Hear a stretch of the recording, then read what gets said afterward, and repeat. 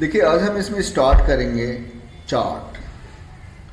Microsoft Excel के अंदर हम अपने डाटा के ऊपर एक ग्राफिकल रिप्रेजेंटेशन देना चाहते हैं। ग्राफिकल रिप्रेजेंटेशंस कि अगर हम अपने डाटा को एक ग्राफिकल फॉर्म में रिप्रेजेंट कर देते हैं तो किसी डाटा को एनालाइज करना बहुत आसान हो जाता है। जैसे मैं आपसे पूछता हूँ कि भाई सबसे ज़्यादा सेल कौन से प्रोडक्ट की कौन से मंथ में, तो अभी आप क्या करोगे, आप ये देखोगे कि इसमें सबसे बड़ी वैल्यू कौन सी है और ये जानने की कोशिश करोगे उसका मंथ कौन सा है और उसका प्रोडक्ट। लेकिन ये तो 8-9 रिकॉर्ड है।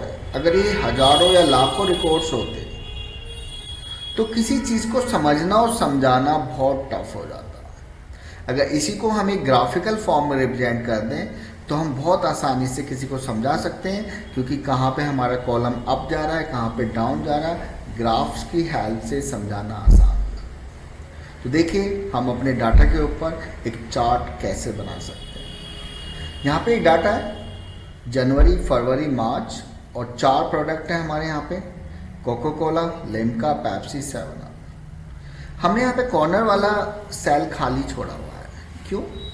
क्योंकि अगर हम यहाँ पे लिखते हैं प्रोडक्ट तो ये क्या बन जाएगा, एक डाटा बन जाएगा और इसके ऊपर चार्ट नहीं बन सकता, क्योंकि चार्ट ओनली न्यूमेरिकल वैल्यूज पर ही बनता है। तो इसको हम एक हेडिंग की तरह यूज करना चाहते हैं, मंथ नेम को कॉलम हेडिंग और प्रोडक्ट नेम को रो हेडिंग की तरह। तो हमने अपने डाटा को सिलेक्ट किया जिसके ऊपर हमें चार्ट बनाना है। इंसर्ट चार्ट, चार्ट के ग्रुप ऑप्शंस पे हमने क्लिक किया और हम यहाँ पे ऑल चार्ट्स 10 टाइप्स यानी 10 तरीके के चार्ट हम बना सकते हैं। सभी चार्ट को बनाने की जरूरत नहीं है, क्योंकि कॉमन हम या तो कॉलम चार्ट का यूज करते हैं या पाई चार्ट का यूज करते हैं या फिर बार चार्ट।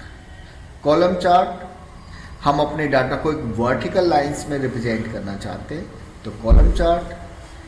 पाई किसी की कंट्रीब्यूशन, हिस्सेदारी दिखाना चाहते हैं कि किसी में किसका कितना कंट्रीब्यूशन लगा हुआ है तो फिर हम पाई चार्ट का यूज करते हैं। और बार हम अपने डाटा को वर्टिकल के बजाय अगर हॉरिजॉन्टल लाइंस में शो करना चाहते हैं तो फिर हम यूज करते हैं बार। बाकी तो जो जिस फील्ड में काम करता है उससे रिलेटेड चार्ट्स बना सकते हैं, जो बाकी हम एडवांस उसमें देखेंगे। फिलहाल कॉलम ये मेन कैटेगरी है और साइड में इसकी ये सब कैटेगरीज दी हुई हैं। Clustered column chart, stack column, 100% stack, 3D clustered, 3D stack, 3D 100% stack और 3D कॉलम। तो जिस तरह का चार्ट आप बनाना चाहते हो आप उसको सिलेक्ट करोगे, ओके करोगे, आपका चार्ट बनके तैयार हो गया। तो देखिए हमारे डाटा के ऊपर एक चार्ट बनके यहाँ पे तैयार हो गया।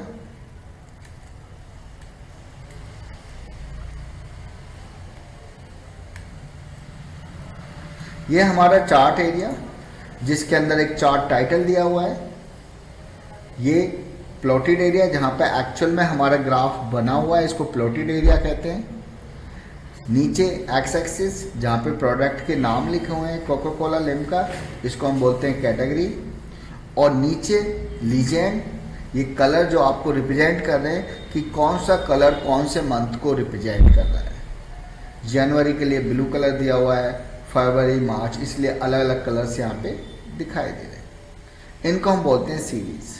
यानी कोको कोला की 3 सीरीज हैं, जनवरी की सेल, फरवरी की सेल और मार्च की सेल।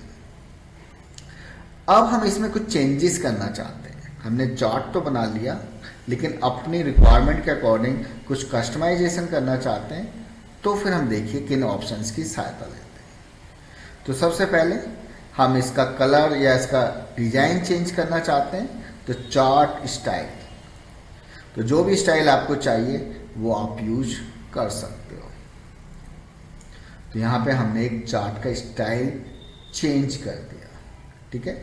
नेक्स्ट हम इसमें अपनी रिक्वायरमेंट के अकॉर्डिंग कलर भी चेंज कर सकते हैं।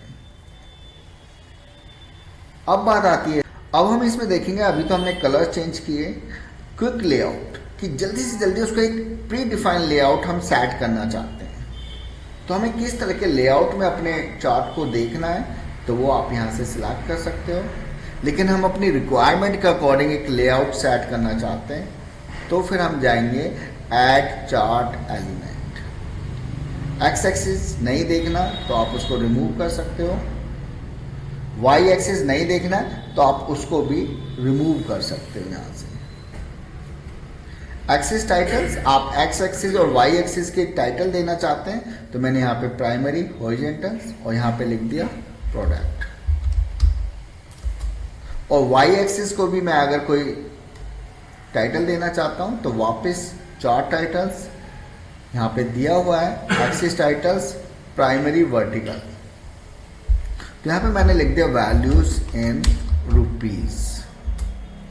मुझे पूरे चार्ट का भी एक टाइटल शो करना है तो यहाँ पे चार्ट टाइटल अबोव चार्ट और मैंने यहाँ पे लिखा monthly sales report. Next option data labels. मुझे अपने चार्ट पे जितने भी कॉलम्स हैं उनके साथ उनकी वैल्यूज भी शो करना चाहता हूँ तो फिर वो वैल्यूज सेंटर में आनी चाहिए, इनसाइड एंड, इनसाइड बेस या आउटसाइड।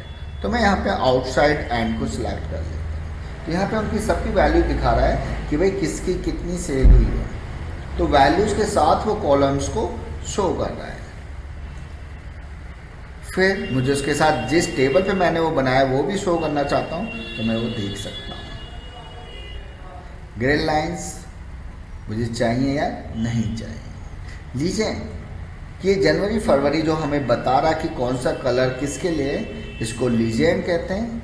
और आप इसको राइट में शो करना चाहते हो, टॉप में, लेफ्ट में या फिर बॉटम, तो अपनी रिक्वायरमेंट के अकॉर्डिंग उसकी पोजीशन सेट कर सकते हो। अब मैं चाहता हूं कि ये सीरीज कैटेगरी बन जाए और कैटेगरी सीरीज, तो मैं आपस में स्विचिंग करना चाहता हूं कि जहाँ पे प्रोडक्ट के नाम लिखे हुए हैं वहाँ पे मंथ के नाम आ जाए और जहाँ पे मंथ के नाम लिखे हुए हैं वहाँ पे प्रोडक्ट के नाम। तो this is the switch row and columns. Select data, मैं अपनी रिक्वायरमेंट के अकॉर्डिंग डाटा का सिलेक्शन चेंज करना चाहता हूँ तो सिलेक्ट डाटा, और जिस एरिया पे आपको चार्ट बनाना है आप उसको दोबारा सिलेक्ट कर सकते हैं। तो जितना डाटा सिलेक्ट करोगे चार्ट उतने ही डाटा पे बनेगा।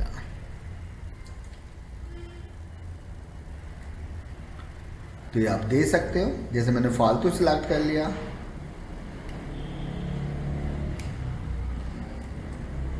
ओके, चेंज चार्ट टाइप में बनाने के बाद उसके कंपैरेटिव चार्ट्स में दोबारा उसका जो लुक है उसको चेंज कर सकता हूँ, चार्ट का टाइप चेंज कर सकता हूँ। मेरे को स्टैक में चाहिए या 3D या फिर 3D कॉलम चार्ट में मैं उसको कन्वर्ट करना चाहता हूँ। ओके, तो आपको जिस तरीके का चार्ट चाहिए बाद में भी बनाने के बाद चेंज कर सकते हो।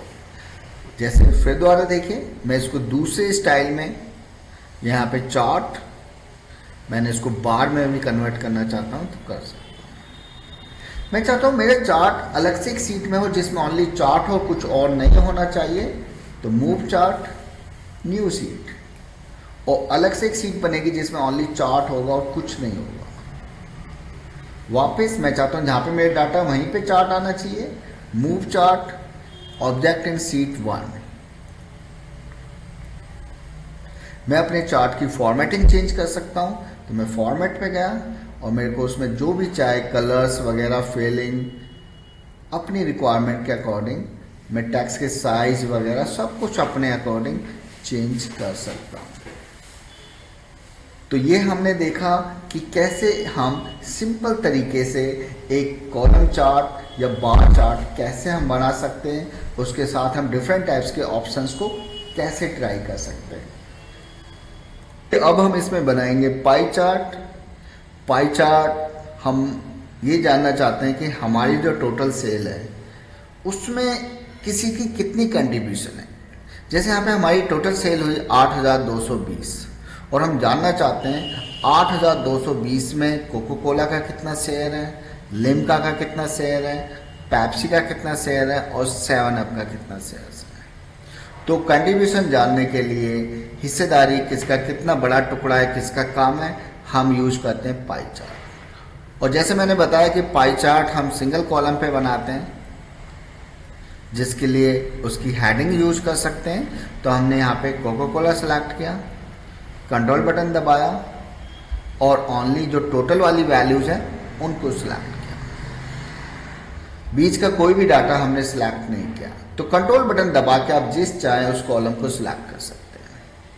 यहाँ पे इंसर्ट, चार्ट के ग्रुप ऑप्शंस में गए, ऑल चार्ट, पाई, और पाई के अंदर हमने सिलेक्ट किया 3D पाई चार्ट। ओके, ये एक 3D पाई चार्ट बनके हमारा तैयार हो गया। अब इस पे भी सेम टू सेम जैसा आपने पहले कॉलम चार्ट के ऊपर देखा था कि अपनी मर्जी से हम उसकी स्टाइल को चेंज कर सकते हैं। आप उसके अंदर कलर स्कीम को चेंज कर सकते हैं, लेआउट को चेंज कर सकते हैं, लेकिन अपनी रिक्वायरमेंट के अकॉर्डिंग हम इसमें टाइटल्स, डाटा लेबल्स और लीजेंड को देना चाहते हैं। फिलहाल डाटा लेबल्स, और इसमें भी हम जाएंगे मोर डाटा लेबल्स, और हमने यहाँ पे परसेंटेज भी शो करना चाहते हैं, वैल्यूज और साथ में कैटेगरी नेम। तो हम अपने डाटा को एक अच्छा सा रिप्रेजेंट कर सकते हैं। तो हमने यहाँ पे कैटेगरी नेम, परसेंटेज और वैल्यूज, तो जो ऑप्शंस आपको चाहिए आप उनको सिलेक्ट करोगे, जो नहीं चाहिए आप उनको हटा दोगे। अब मैं अपने डाटा को यहाँ पे मैंने सिलेक्ट किया, पाई चार्ट, इसके मैंने ये जानना चाहता हूँ कि सबसे ज़्यादा सेल किसकी थी, तो मैंने ओनली पेप्सी वाले एरिया को सिलेक्ट किया। वन टाइम क्लिक करोगे तो पूरा पाई सिलेक्ट होगा, और जिस पार्ट को आपको अलग से निकाल के शो करना है आप दोबारा उस पर क्लिक करोगे, ओनली वही पार्ट सिलेक्ट होगा, और आपको उसको क्लिक करके प्रेस करके रखोगे लेफ्ट बटन और उसको ड्रैग करोगे तो वो अपने आप अलग आ जाएगा। तो जिस भी पार्ट को आपको अलग से शो करना है आप उस पर क्लिक करोगे और उसको ड्रैग करोगे। वापस आप उनको वापस ज्वाइन करना चाहते हो तो सिलेक्ट करके वापस उसको जोड़ दोगे। तो ये था हमारा पाई चार्ट जो एक सिंगल कॉलम पे आप